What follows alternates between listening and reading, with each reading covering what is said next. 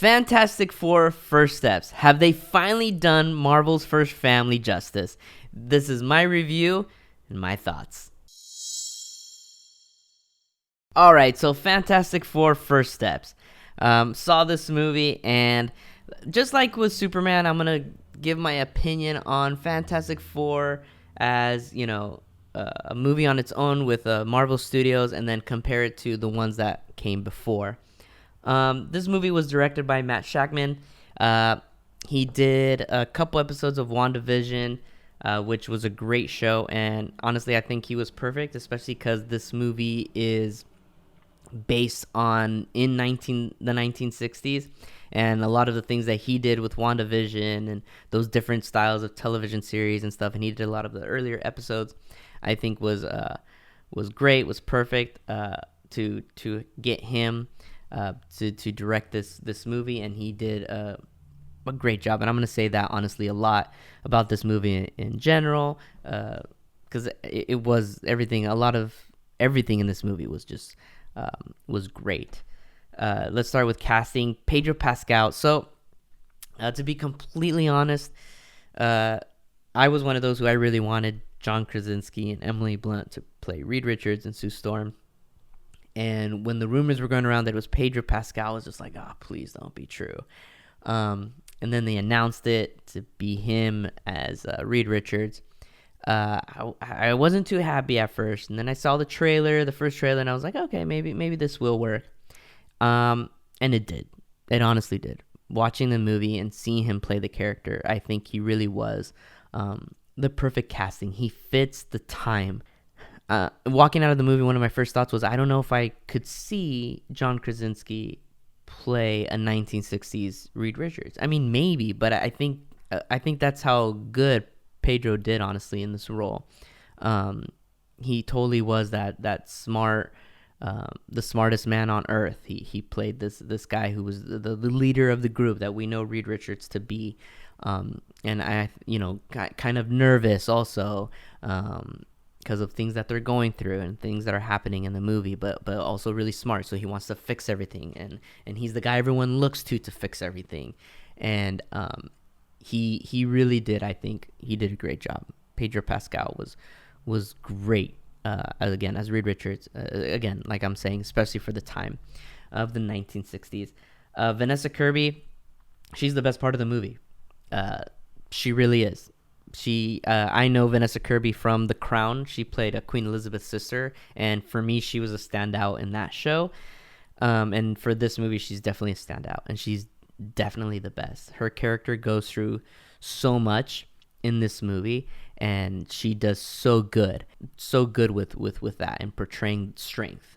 She's the core, I feel, of the group. Even though Reed Richards is the leader, she's the core. She's the one who holds it all together. And even though she's going through the things she's going through in this movie, and she's asked to do certain things, or there's just, to not spoil it, but there's certain things that happen in this movie and certain decisions that need to be made, and she's the core. She's the one that just brings and holds it all together.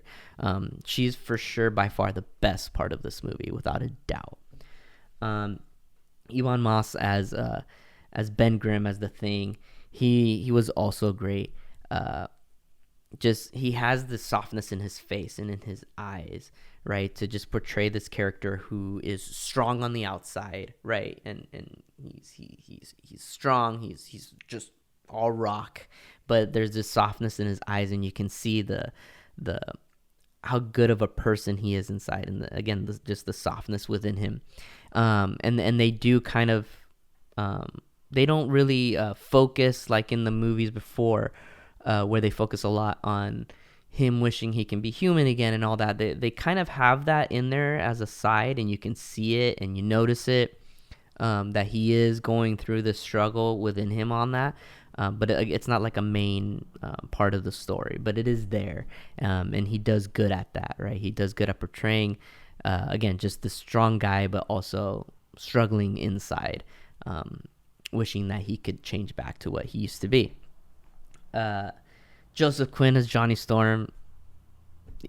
He was also one of those that when they announced him as Johnny Storm, his casting I thought was great.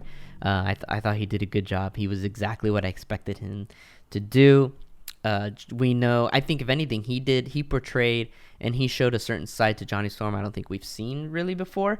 We know Johnny Storm to be just this fun, active, energetic character.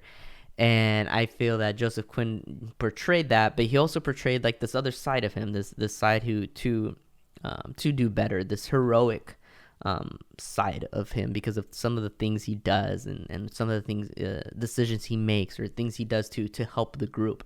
And I think that was amazing. Again, I don't think we've really seen that side of this character. We've always just seen him as the annoying little brother, or the hyper guy, which is why he's fire, right? But I think we see this other side of him, and again, he does a great job at portraying that. Julia Garner as a Silver Surfer, she was great as well. I mean, not to compare too early to the other movies, but just to bring it here with her character really quick. I thought she in general was better than what came before, for sure. Nothing against whoever played the character in the Rise of the Silver Surfer, but there's just this other presence that she brings to this character and the things that she has to do and everything. And I feel like the character also is used better and does more in this movie, again, than what was done before, alongside Galactus, who also Ralph Ensign did a great job.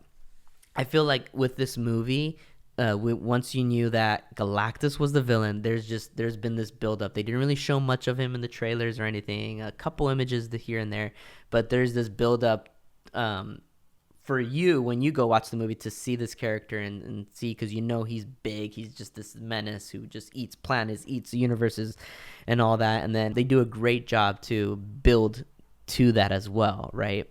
To when you see him, and it's just this build up to that moment when you finally see him and hear that voice. It's like, wow, like Ralph did a great job. Like you're just there. And I saw it in IMAX, of course. Like I've said before, if I can see it in IMAX, I'm gonna watch it in IMAX. So seeing it in this big screen and seeing this big character in front of you, he was menacing, he was scary, he was that voice. And when he's speaking to the characters and he's telling them why he's doing what he's doing, and what he wants, he does really good. There's just so much that happens in this movie. The visuals, the 1960s part of this movie, it reminds me a lot of Tomorrowland at Disneyland, right? It's very reminiscent to like that time, to like what Tomorrowland was, and tries to be as well still. Let's see, Michael Giacchino doing the music for this movie. I mean, he's done a lot of Marvel movies. He did the whole Spider-Man trilogy. He's done, I believe, Thor: Love and Thunder. I think he was. I mean, everything he does is great. I love Michael Giacchino. If you don't know much as who he is really, I can just say Up, and right away I'm sure you're thinking of that Up theme, that beautiful like just piano theme of that movie, which he won an Oscar for. He's also done Jurassic World. One of my favorites that he also did was War of the Planet of the Apes. There's this beautiful piano theme in that movie that he does that I just love it. And in this movie, he it's just as good. Those scenes, like I said, with Galactus, when you're just building up to meet him, to see him, and all that, and everything else that goes on in this movie, he does good. Like his music and every part of this movie is just great, and he's a great composer. He's for sure one of my favorites.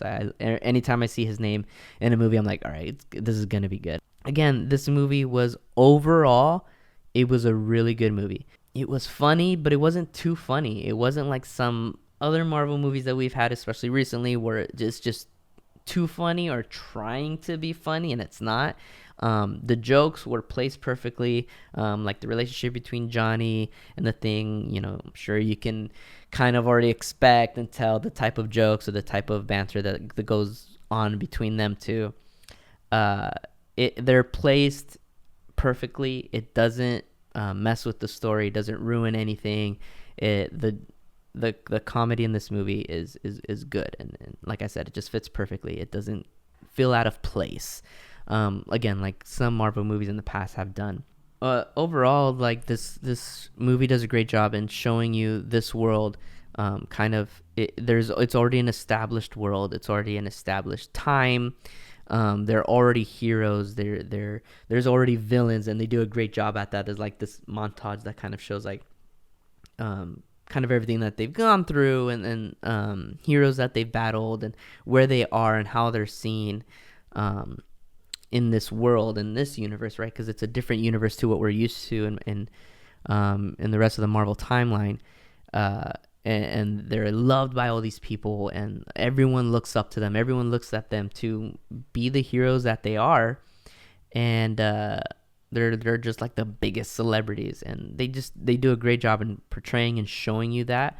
To then when everything else happens, in this movie, in the story, without spoiling, a lot of things just come crashing down on them. Again, overall great movie.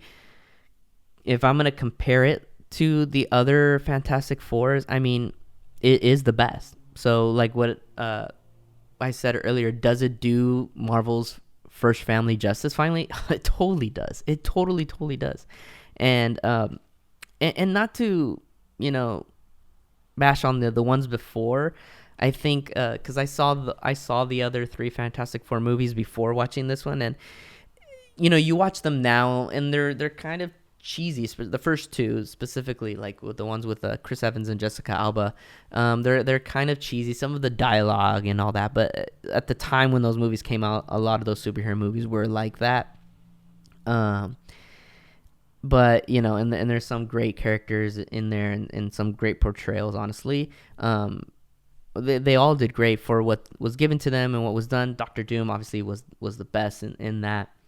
And then when it came to the other ones, like with Miles Teller and Michael B. Jordan, that one, my issue with that one, I like the tone that they were going for with that one, but it just, I don't know, it took a long time to get to, okay, this is the Fantastic Four. It took a long time to get to certain things. It just felt like it wanted to be different, and it just didn't do a good job at doing it. The best part of that movie was Michael B. Jordan as Johnny Storm, in my opinion. So for sure, this just overall is great. The casting is great. The story is great. Where it's going, what it's leading up to, and what you're knowing or you're feeling. There's two post-credit scenes. That the first one specifically, obviously, it will show you what's next for these characters and for Marvel in general. And it just gets you really excited. Like, I'm excited. I'm one of those who I'll watch every Marvel movie. I'm always excited to watch every Marvel movie. I'm always excited to see what's to come, and TV series, and how it all connects. And this movie did great at establishing itself as its own movie, which I think was missing from a lot of the Marvel movies since Endgame. Which the movies that do good in these phases were movies that were good on their own, but also connecting to everything. And this movie is an example of that. It's good on its own, and giving its own story, its own time, which was a great idea, especially because of how it just looks so much like the comics, and you can feel that. And how it also connects to everything, but it doesn't really connect to everything till the end, right? Again, the post-credit scenes will show the connection, but again, great movie. Go see it, of course. A lot of people are saying, oh, Fantastic Four is Superman. Well, I think Fantastic Four is better. Again, my opinion. I know a lot of people think Superman's better. I enjoyed Fantastic Four more. For me, it was I just enjoyed it more. But both movies are great, and they're both a fun time. Both fun superhero movies, and it was fun to watch these two movies. If I were to give it a score, a percentage, I give this movie a 90%. Yeah, like it was that good to me. I really thought it was good. I really thought it was fun. If there's any negatives really to give on this movie is maybe too short, but even at that, like when I was watching the movie, I was like, oh wow, this movie really is just 2 hours, but there's so much in it that you don't even feel it really. like you don't feel that it's that short. And supposedly there's some deleted stuff. The movie is supposed to be longer, but I whatever was missing wasn't really needed, because this movie was good as is, and it had everything that it needed to have. So that's my review. Those are my thoughts on Fantastic Four First Steps. Love the movie. Excited for Marvel. Excited for Doomsday. Excited for what's to come, and how these characters are going to connect with the greater Marvel universe. But go watch it if you haven't already, and let me know your opinions. Also, I'm gonna do another video, probably a short video that I'm gonna post on here, that I want to do on who's the best, who does the best portrayal of each one of these characters out of the movies that have come out. So keep an eye out for that. So if you like what you saw right now, just go ahead and like, comment, subscribe. Let me know your thoughts on the movie, if you've seen it, if you agree with me, or if you don't, just let me know. And let's just get the conversation going. So Fantastic Four First Steps. Again, let me know your thoughts. And don't forget to like, comment, and subscribe.